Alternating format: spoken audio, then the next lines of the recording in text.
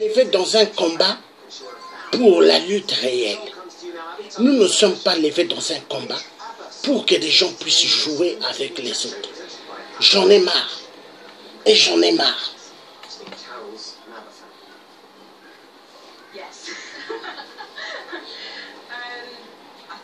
Celui qui est venu écrire dans la vidéo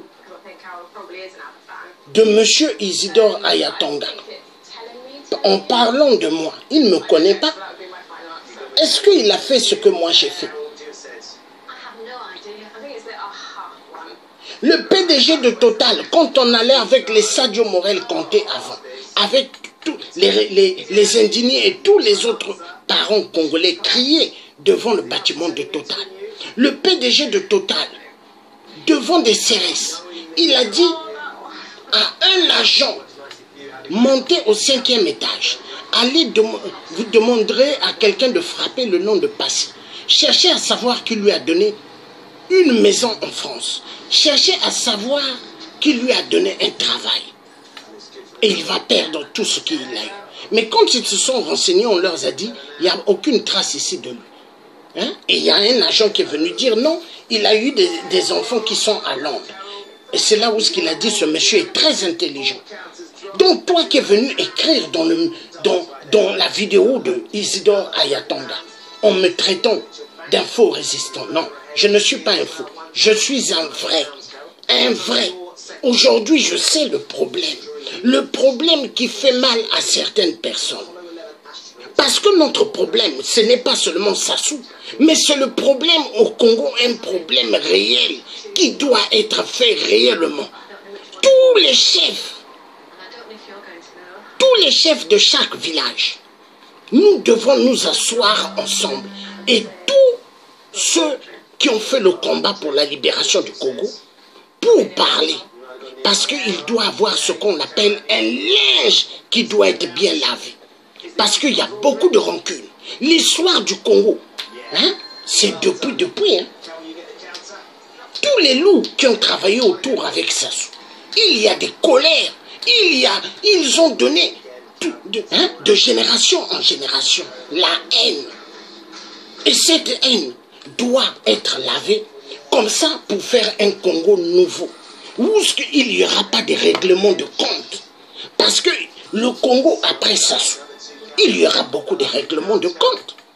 Le Congo après Sassou, je dis la vérité, il y aura beaucoup de règlements de compte. Et on n'a pas besoin de ça.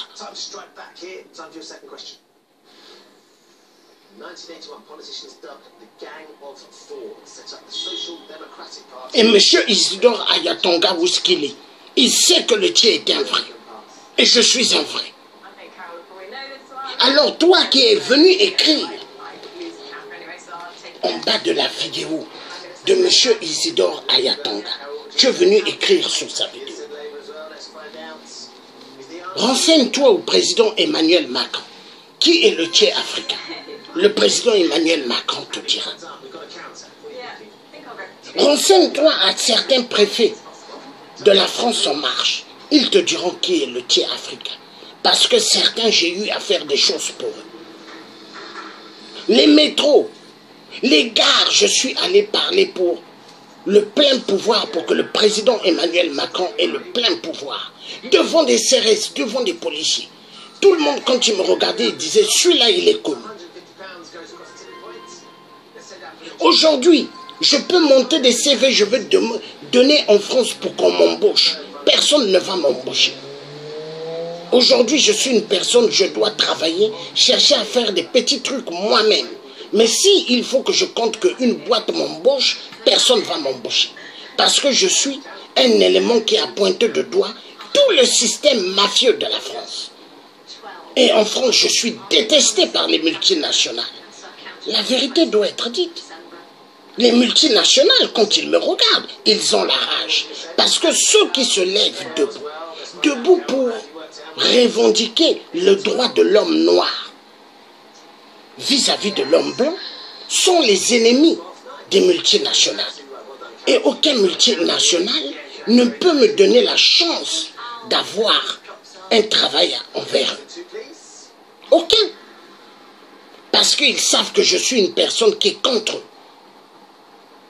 Voilà toi qui viens écrire Monsieur Kiko dans la page de la vidéo de Monsieur Isidore Ayatonga. Les jours que j'ai passés sans me laver, sans brosser mes dents, sans bien manger, au poste de la détention, au sous-sol du tribunal, au sous-sol du tribunal, tu n'étais pas là. Tu n'étais pas là. Les fourmis, les moustiques qui me piquaient, tu n'étais pas là.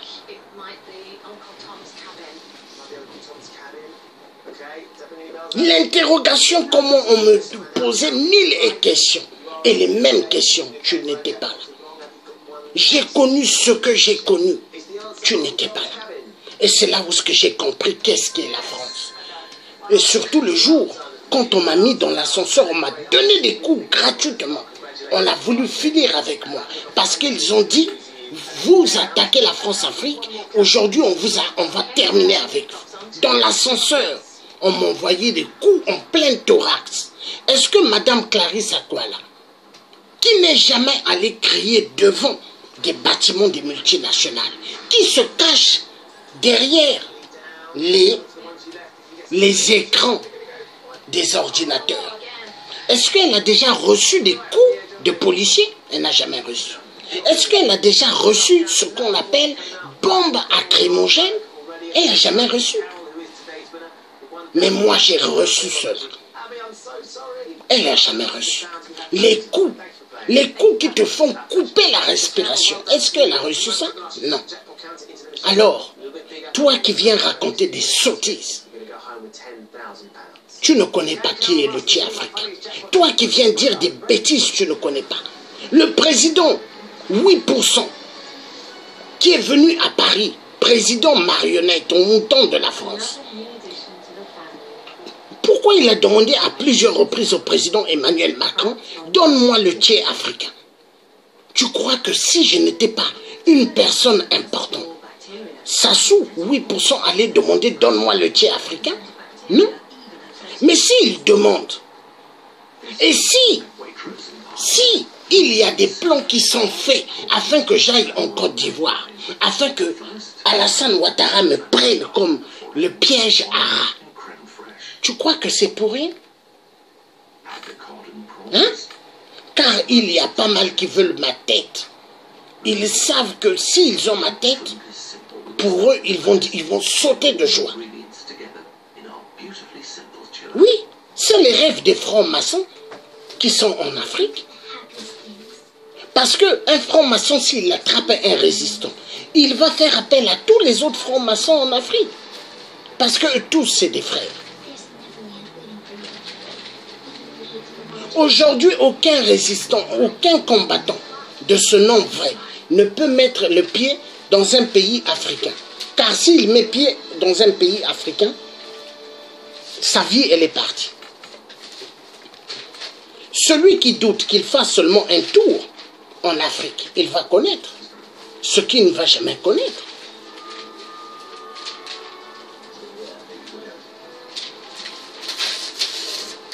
Moi, je sais beaucoup de choses. Le combat où je me suis levé, si ce n'était pas Dieu, je n'allais pas me lever dans ce combat. Parce que Monseigneur Kombo, qui est mon défunt oncle, il m'avait dit, le Congolais est très dangereux. Il me l'avait dit. Aujourd'hui, quand on voit des Congolais qui viennent injurier le président Fulbert Youlou, mais c'est honteux. Honteux. Est-ce que le président Fulbert Youlou a eu des voitures ou des maisons, plusieurs maisons, comme Sassou a eu? Mais les gens viennent l'injurier. Comme ce monsieur Kiko qui vient écrire, il dit Youlou est mort, donc il faut oublier Youlou. Mais s'il faut oublier Youlou, pourquoi l'histoire toujours du Congo parle de Youlou? Pourquoi 8% parle de Youlou? Dis-moi, toi qui es venu écrire sur la vidéo en bas de M. Isidore Ayatonga, pourquoi le Congo parle toujours du bien de Youlou? Pourquoi? Hein? Tu vois? Moi, je suis un métis, né d'une maman française. Je pouvais me dire, je suis en France, je suis français, je pense à ma vie, je me fais beaucoup d'argent, je vais en Afrique, tous les dictateurs vont être mes amis et j'ai beaucoup d'argent. Je pouvais faire cela. Mais tout le monde ne sont pas venus sur terre pour suivre que l'argent. Moi, je suis venu sur terre pour penser aux autres. Être là pour ceux qui sont menacés. Ceux dont on opprime la nivaquine, l'aspirine, l'eau potable, l'électricité, l'éducation nationale. Oui, car il y a pas mal d'enfants qui sont exclus de l'éducation nationale. Or que l'éducation nationale, c'est la base, c'est la clé numéro 1 du succès d'un être humain. Mais pas mal d'enfants sont exclus. Donc, Madame Clarisse Akwala, avec tout le respect, retire tes vidéos où tu parles de M. Isidore Ayatonga. Et M. Isidore Ayatonga, s'il s'est levé pour me dire, fais la paix avec Madame Clarisse Akwala, il n'est pas venu là pour dire qu'il a incompris. Non! Il est venu juste pour dire la paix. Et il n'est pas le seul. Il y a pas mal qui m'ont dit, arrange-toi de faire la paix avec cette dame. Mais cette dame, je ne la connais pas. Mais cette dame avait un but précis d'atteindre, de m'approcher et après de m'attaquer. C'était son plan. Et quand je l'ai accepté, ami, et après des gens m'ont dit, tu vas voir ce que cette dame va te faire. Et j'ai vu. Et ceux qui m'avaient averti, m'averti. Mais ils avaient tout à fait raison. Mais ce que j'ai envie de dire, Madame Clarisse Akwala, respecte les gens. Cet homme que tu regardes en face, tu ne connais pas qui est mon père. Tu ne connais pas qui est ma mère. Tu as injurié même ma mère dans tes vidéos. Mais tu ne la connais pas. Tes vidéos où ce que tu m'as sali, où ce que tu as parlé de moi, je ne suis même pas allé suivre ces vidéos et écouter. Parce que ta voix fait penser à tous les membres du PCT. Et je ne peux pas écouter tes vidéos. Le drapeau que j'avais déchiré, tu faisais des éloges en disant, ah oui, voici un Congolais qui a compris. Il a déchiré le drapeau vert, jaune, rouge. Mais derrière, qu'est-ce que tu fais? Oh, le drapeau qu'il a déchiré là. De toute façon, c'est Youlou qui avait amené son Congo. C'est ce que tu es en train de dire dans tes vidéos. Mais tu es une dame excessivement dangereuse. Mais j'ai compris tout ton jeu. Mais je regrette de t'avoir pris comme ami. Je regrette. Car dans la vie, trop bon, trop couillon. Je regrette. Mais sache une chose. Les résistants ou les combattants qui sont amis avec toi, s'ils ne te bloquent pas, ils vont après regretter pourquoi ils t'ont accepté. Parce que tous ceux qui t'ont accepté, quand ils vont découvrir en réalité qui tu es, ils vont regretter. Parce que tu as une mission de salir tous ceux qui sont en train d'attaquer Sassou. Toi, tu n'es pas contre Sassou. Tu aimes Sassou. Parce que tu es sa maîtresse.